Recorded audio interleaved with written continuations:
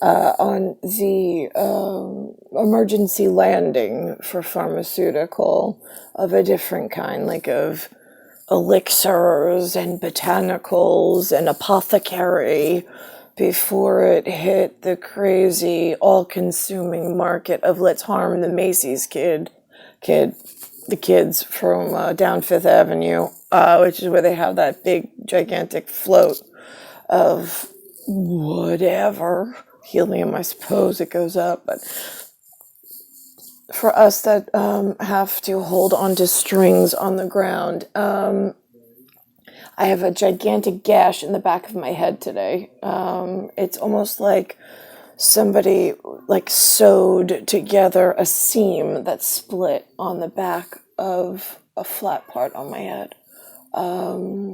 It really hurts every time I put my head back. Okay, so now let's clarify. Clado. Catanese, I know, I've heard. I met a woman. She came, her name's Priscilla Yin, Yin. She came to meet me in Bayside.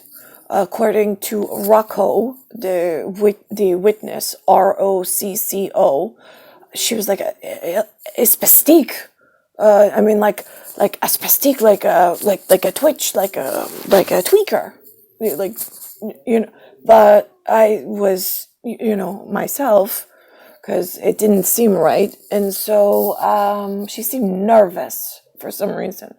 So then she sat down, and I had my green Arrow AERO sweatshirt in green on.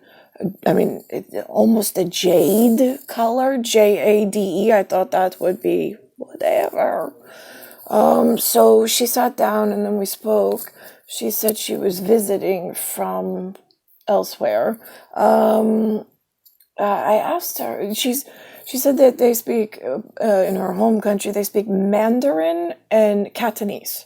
Now, interesting thing. I met a man by the name of Catanese, C-A-T, Cat, E-N-E-S-E. He was one of Peter and Sarah's clients when I was at Merrill Lynch.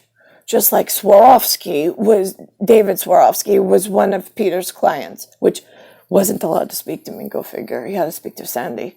But whatever. So, Catanese was an Italian man. And I said to Peter, he goes, Catanese is Italian. I said, no, I didn't know that. He says, no, like he's from Italy. And I was like, oh, okay, well, I will.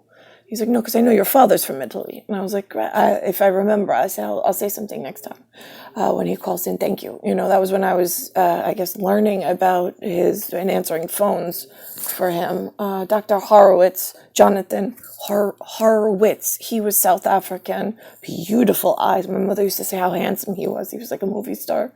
My pediatrician when I was a baby.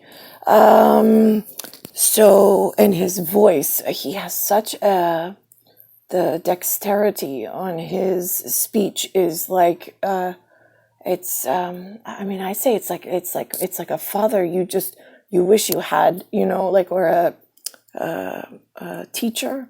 I mean, we used to say professor because when they speak or profess, you could sit there, listen, like mesmerized for hours. Just, it's such a nice sound. Let's think about this. All right, so Catanese is definitely an Italian man. I saw a cartographer map. I know the Africans, the tribal Africans, not the Jonathan Horowitz African.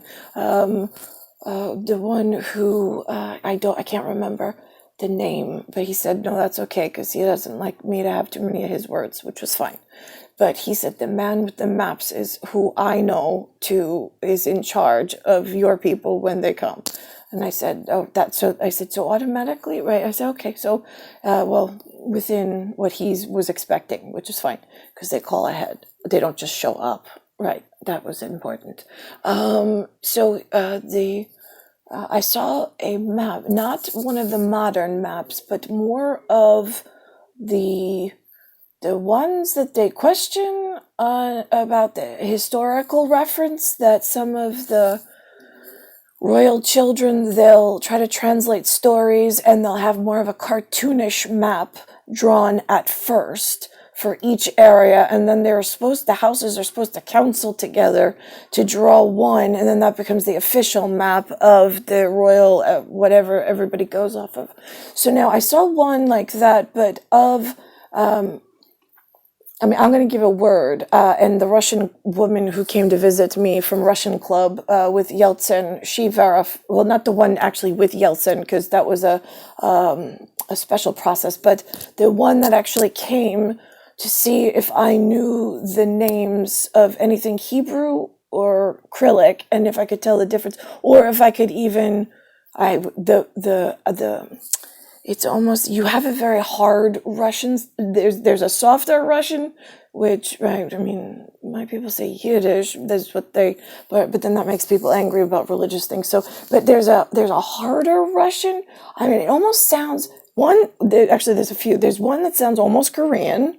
It sounds like, I mean, it's like a tap. Like when you hear it, you're like, whoa, whoa, whoa, whoa, whoa, right? And then there's another one, but it has almost like an Aramaic, like woven, like a web into the Russian, and that is again, it almost comes out and comes back. It goes out and comes back, and you're like, well, how do they? That's a skill within itself to be able to put a word out and then suck the word back in. It's like, wow. And then there's the last one, which is what I say is almost Yugoslavian Yiddish, maybe, whichever one doesn't like make you mad.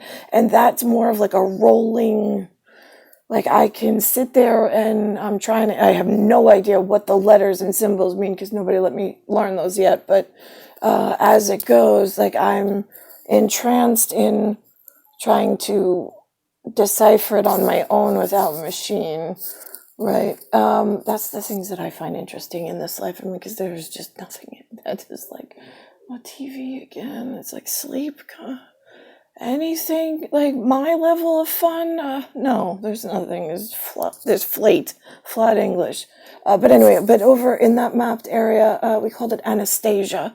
So this way, Asia was at the end of it, because you can, if you have an NEWT, if you have a newt, you can cut the tail off and the newt still survives.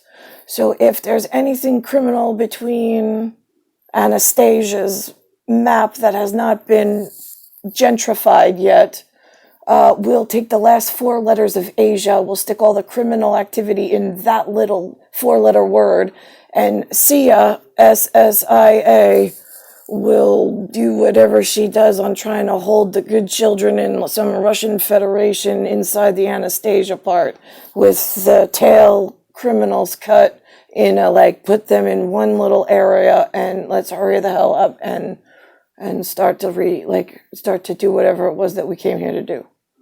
Like emergency landing procedures. Like, this is taking way too long for silly simple.